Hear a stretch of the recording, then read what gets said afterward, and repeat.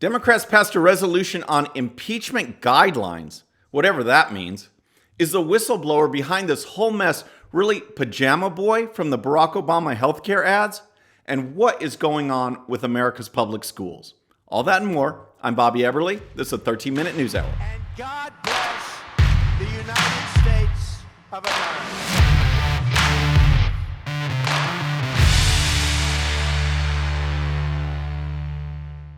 All right, friends, happy Friday. Thanks for tuning in. We're going to get to Pajama Boy and all the mess behind this whistleblower. But first, I have to bring you up to speed on what went on yesterday with the latest in the whole impeachment mess that's going on in the House.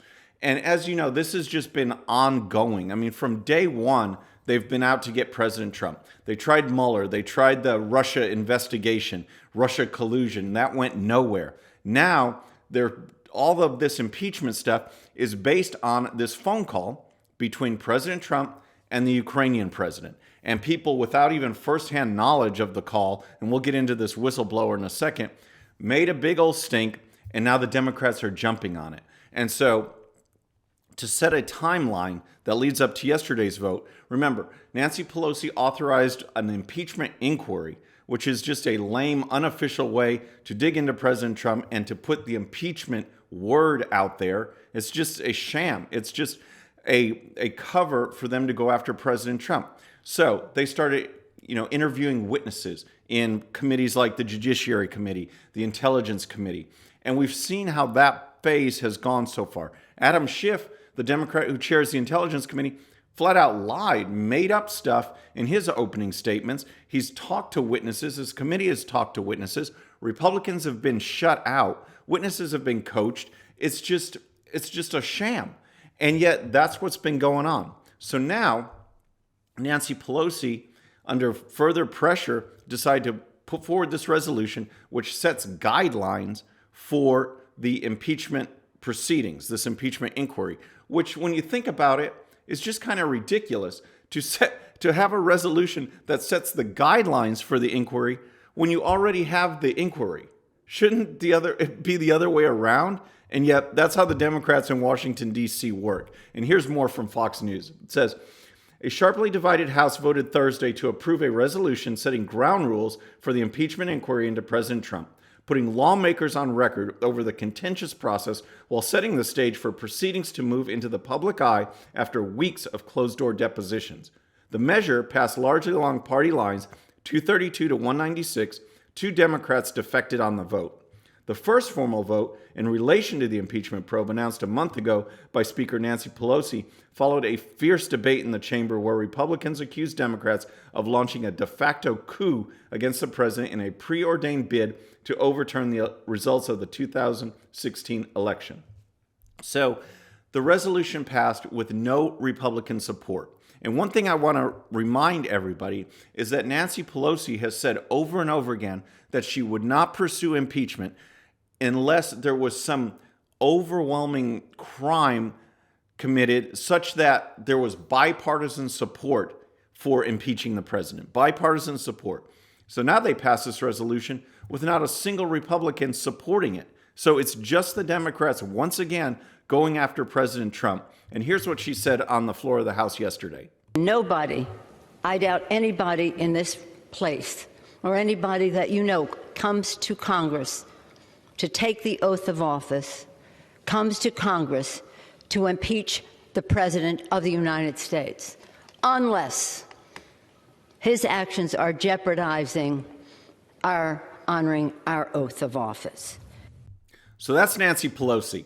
Next, I want to show you Republican Doug Collins, who's a representative out of Georgia. He is the ranking member on the House Judiciary Committee. It's chaired by Democrat Jerry Nadler. Collins is the top Republican, and he had plenty to say about Nancy Pelosi and the whole proceedings. Here's some of his comments. Let me just go back to what Ms. Pelosi has said right there. She said that they didn't come to Congress to impeach. Did we not have a huge controversy the day of swearing in from a congresswoman from Michigan, Ms. Tlaib, who said that we're here to impeach him? Come on, Ms. Pelosi, you know better than this. You're just pandering to the American people when you say that. So Collins is talking about the process and how messed up it is.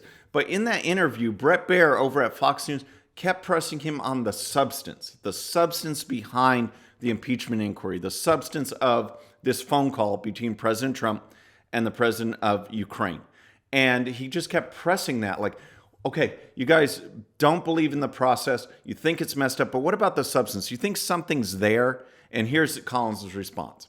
But let's talk about substance. We see the transcript. We know what's in the transcript. We see what is there. We know from President Trump and President Zelensky that neither have said that there was any pressure. President Zelensky said there was nothing from his side that caused him concern. So those are great comments about the obvious lack of substance, all right? The phone call wasn't secret. The transcript is out there. Anybody can read it. And the Ukrainian president himself said there was no pressure. So how is this an investigation when the two main parties involved, the conversation is available for people to read, and they both said there was no pressure? So the whole investigation is other people saying, well, I wasn't even there, but maybe I kind of think there was pressure involved. How is that? How is there any legal standing in that? So that was just the talk of the transcript. What about these witnesses that are being called? Collins had some opinions about those too. We also know that Bill Taylor, one of their star witnesses, was not on first-hand information, not even second-hand, not even third-hand. He was on fourth-hand information. So if we go forward in this, we're going to definitely hit the process problems, but we're also going to hit the substance, because at this point in time, everything has been laid out, has shown nothing that the president did wrong, just as exactly as what we did for 10 months in the Judiciary Committee while we were saying that he was basically a Russian agent. All right, so next I want to talk about the whistleblower, because after all of this and after all these efforts to keep him secret and avoid due process, avoid the president and his attorneys, the White House attorneys, being able to question this person and defend themselves, basically, this whistleblower, we probably have a good idea of who he is. And this is the guy, again, with no firsthand knowledge. This whole complaint was basically him hearing from a friend who heard it from a friend.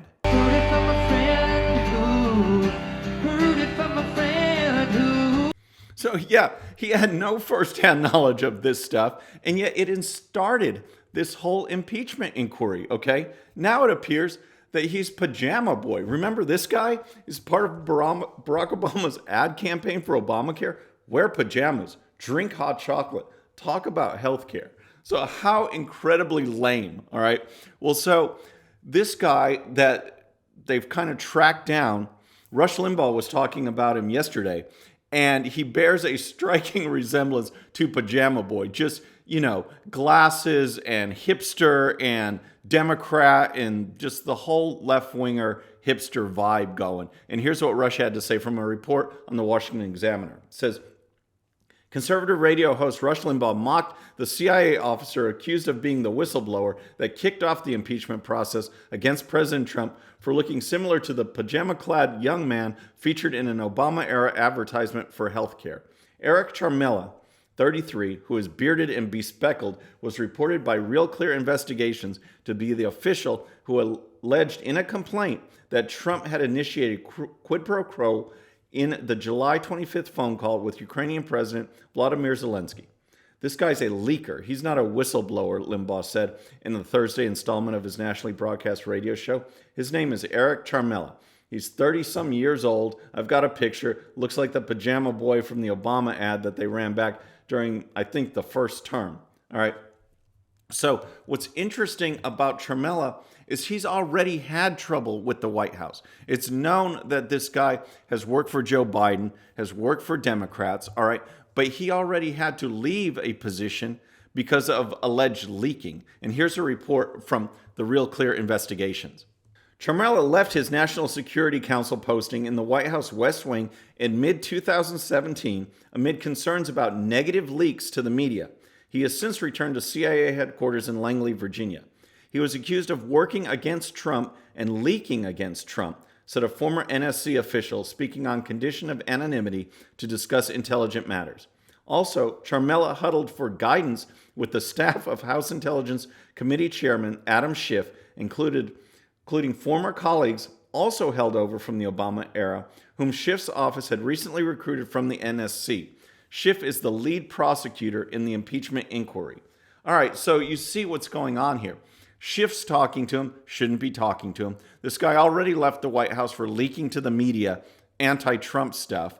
And this is the whistleblower. This is the person, most likely, that's behind all of this that is leading to this impeachment inquiry. So it shows you how messed up things are in Washington. It shows you that this whole impeachment inquiry is a sham, and they just keep going step by step down their Get Trump playbook, and it does not play well with the American public, and they're going to pay for it in the 2020 elections.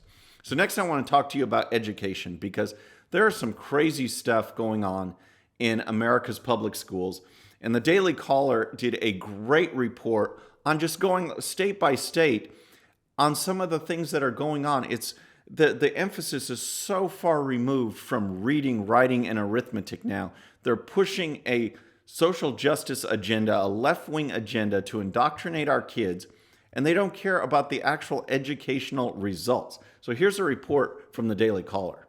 In Howard County, Maryland, the school board appears poised to proceed with a plan drafted by an out-of-state consultant to bus 7,300 students out of their neighborhood schools to adjust the distribution of impoverished students in each school, despite that no discernible constituency is asking for it. The county council said its goal is to address the achievement gaps by racial and socioeconomic factors. The plan would move students based on how many receive free and reduced meals in those neighborhoods.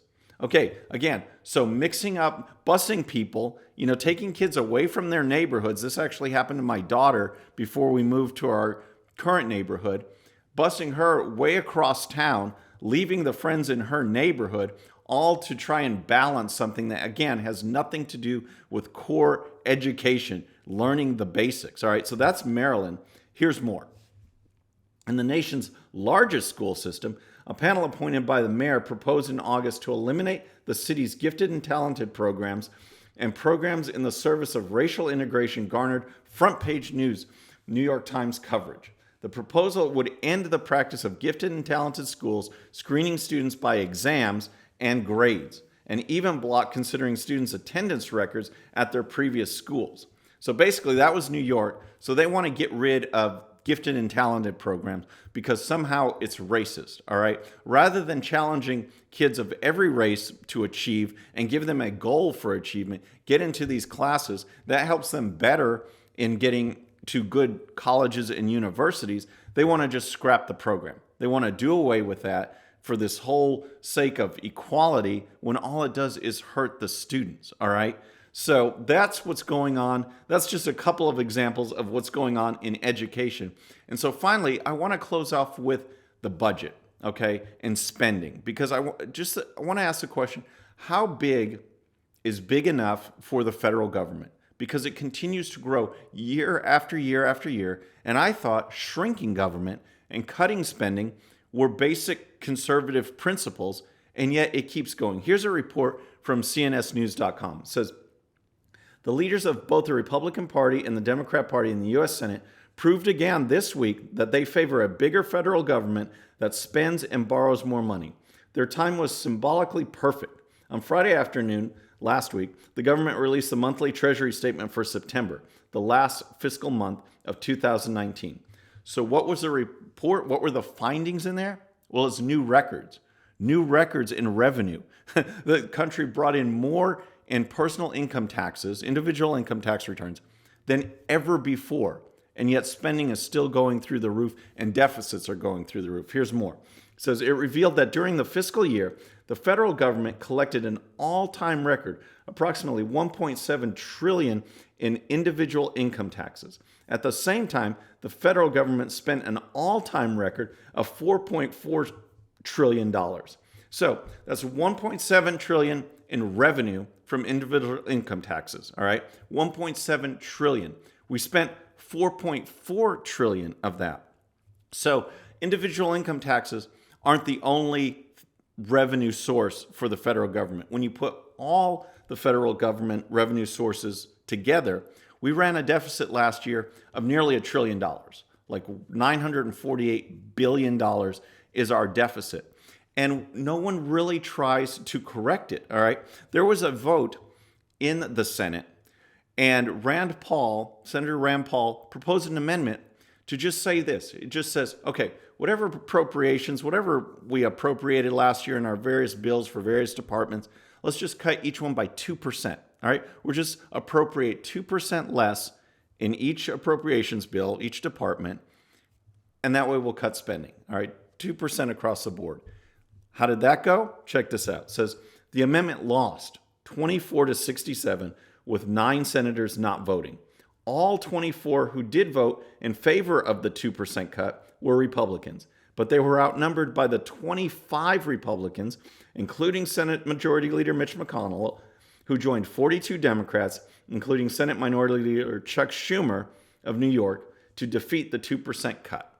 So no one wants to cut spending. It's just, and the government continues to grow, and that is something that we need to stop because it's going to catch up with us, and it is a core conservative principle that we need to stand behind. Folks, that's our show for today. I hope you enjoyed it. Please subscribe, and when you do, please hit that bell so you'll be notified, and we'll see you next time. I'm Bobby Eberly. This is a 13-minute news hour.